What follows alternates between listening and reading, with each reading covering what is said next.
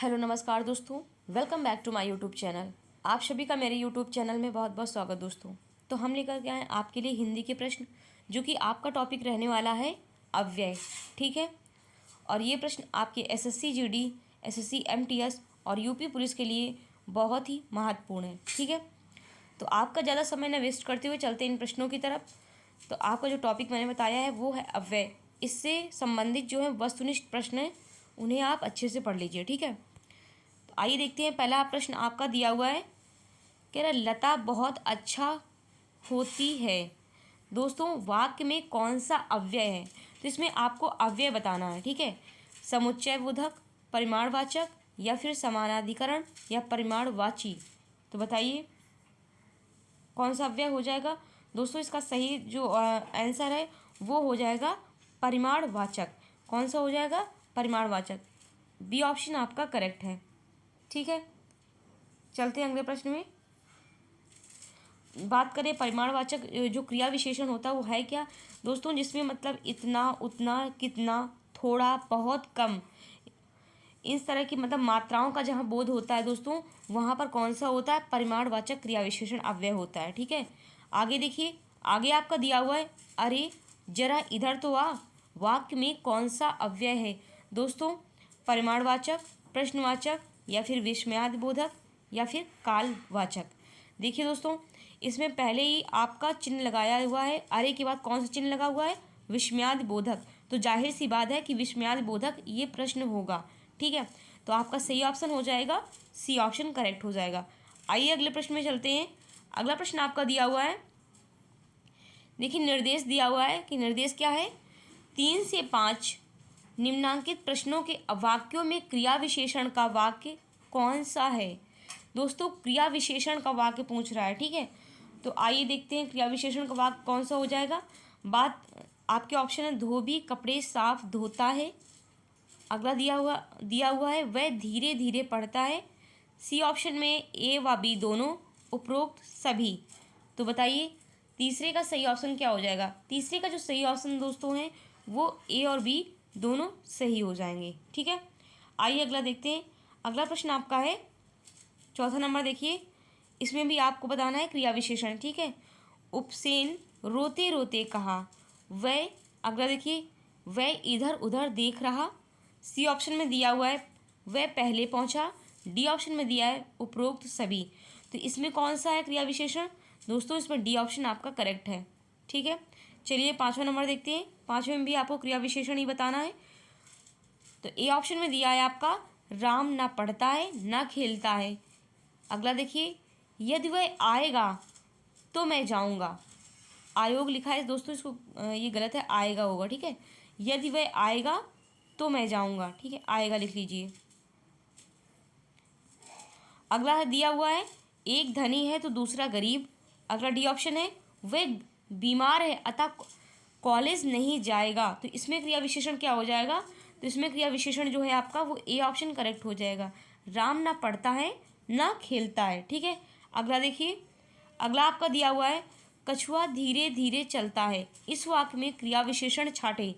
तो option A आपका दिया हुआ धीरे धीरे, या फिर कछुआ चलता है, या फिर इनमें से कोई नहीं। तो छठवें का जो सही ऑप्शन है वो आपका हो जाएगा ए, धीरे धीरे चलना। कैसे चलता है दोस्तों? धीरे धीरे चलता है, तो क्या हो जाएगा? क्रिया विशेषण हो जाएगा आपका। ठीक है, चलिए अगले प्रश्न में। अगला प्रश्न 7वां नंबर देखना है आपको। इधर दिया हुआ देखिए, 7वां नंबर प्रश्न दिया है आपका, कह रहा है कि जो दो शब्दों या वाक्यों को जोड़ने वाले शब्द कौन से शब्द होते हैं? दो शब्दों या वाक्यों को जोड़ने वाले शब्द कौन से शब्द होते हैं दोस्तों? ऑप्शन दिए हैं आपके, समुच्चयवाचक, सर्वनाम, संबंध सूचक या फिर इनमें से कोई नहीं। तो 7वें का जो सही हो जाएगा वो हो जाएगा ए ऑप्शन, समुच्चयवाचक होता है। ठीक है, अगला देखिए, ए ऑप्शन 8वां नंबर दिया है, उसने आँख फाड़ कर देखा। इस वाक्य में फाड़ कर जो है निम्नलिखित में से क्या है? विशेषण, क्रिया विशेषण या फिर पूर्वकालिक क्रिया, इनमें से कोई नहीं। तो 8वें का जो सही ऑप्शन आपका हो जाएगा वो हो जाएगा बी ऑप्शन, क्रिया विशेषण। ठीक है, अगला देखिए। अगला प्रश्न आपका दिया हुआ है, निम्नलिखित में से कौन अविकारी है। अव्यय, क्रिया विशेषण या फिर विशेषण, और डी ऑप्शन दिया है ए और बी दोनों। तो सही ऑप्शन कौन सा हो जाएगा आपका? 9वें का जो सही ऑप्शन दोस्तों है वो हो जाएगा डी ऑप्शन आपका करेक्ट हो जाएगा। ठीक है, अगला देखिए, अगला दिया हुआ प्रश्न आपका, इनमें से किसमें एक क्रिया विशेषण है? आपका ऑप्शन दिया हुआ है वह धीरे से बोलता है, वह काला कुत्ता है। अगला दिया है रमेश तेज धावक है, और डी ऑप्शन में है आपका सत्यवाणी सुंदर होती है। तो 10वें का जो सही ऑप्शन आपका हो जाएगा दोस्तों वो हो जाएगा वह धीरे से बोलता है। कैसे बोलता है? धीरे से। तो धीरे से जो शब्द है वो क्या हो जाएगा? वो हो जाएगा आपका क्रिया विशेषण। ठीक है, अगला चले, अगला प्रश्न आपका दिया हुआ है, देखिए आगे प्रश्न में आइए। 11 नंबर में दिया हुआ है दोस्तों कि निमित्त, क्या दिया है? निमित्त शब्द क्रिया विशेषण के किस भेद के अंतर्गत आता है? ऑप्शन है आपके परिमाणवाचक, प्रश्नवाचक, हेतुबोधक या फिर हेतुवाचक। तो 11 का जो सही ऑप्शन हो जाएगा दोस्तों वो हो जाएगा आपका डी ऑप्शन करेक्ट है। ठीक है, अगला देखिए, निम्नलिखित शब्दों में से कौन सा शब्द क्रिया विशेषण है? आपके ऑप्शन है सूर्योदय, नीला, विगत या फिर धीरे धीरे। तो 12 का जो सही ऑप्शन हो जाएगा दोस्तों वो हो जाएगा आपका डी ऑप्शन करेक्ट है, जो हो जाएगा धीरे धीरे। ठीक है, आइए अगले प्रश्न में देखते हैं। अगला प्रश्न आपका दिया हुआ है अव्यय, क्या दिया है? अव्यय दिया है। कह रहा है अव्यय के कितने प्रकार हैं? बताइए, 4, 5, 6 या फिर 7? दोस्तों बताइए अव्यय के प्रकार बताइए। तो इसके सही ऑप्शन क्या हो जाएगा? 4 होते हैं। बात करें अव्यय के जो 4 प्रकार होते हैं उनके नाम क्या है दोस्तों? तो मैं बोल रही हूँ आपको लिखना है। ठीक है, पहला लिखिए अव्यय के क्रिया विशेषण, क्या हो जाएगा? पहला अव्यय क्रिया विशेषण। ठीक है, दूसरा लिखिए, दूसरा आपका जो है वो हो जाएगा संबंध बोधक। लिखिए आप लोग संबंध बोधक। ठीक है, तीसरा लिखिए आप लोग, तीसरा जो है आपका वो हो जाएगा समुच्चय बोधक। क्या हो जाएगा? समुच्चय बोधक। ठीक है, चौथा आपका हो जाएगा, चौथा जो है वो हो जाएगा विस्मयादि बोधक। ठीक है, क्या हो जाएगा? विस्मयादि बोधक। ठीक है, ये देखिए विस्मयादि बोधक। तो अव्यय के कितने प्रकार हो गए दोस्तों? वो हो गए आपके 4, क्रिया विशेषण, संबंध बोधक, समुच्चय बोधक, और आखिरी कौन सा हो गया? चौथा नंबर आपका विस्मयादि बोधक। ठीक है, चलते हैं अगले प्रश्न में। अगला प्रश्न दिया हुआ है आपका, निम्नलिखित शब्दों में से कौन सा शब्द कालवाचक क्रिया विशेषण है? क्या बताना है? कालवाचक क्रिया विशेषण। आपके ऑप्शन है जहां, आगे, अब या फिर पर्याप्त।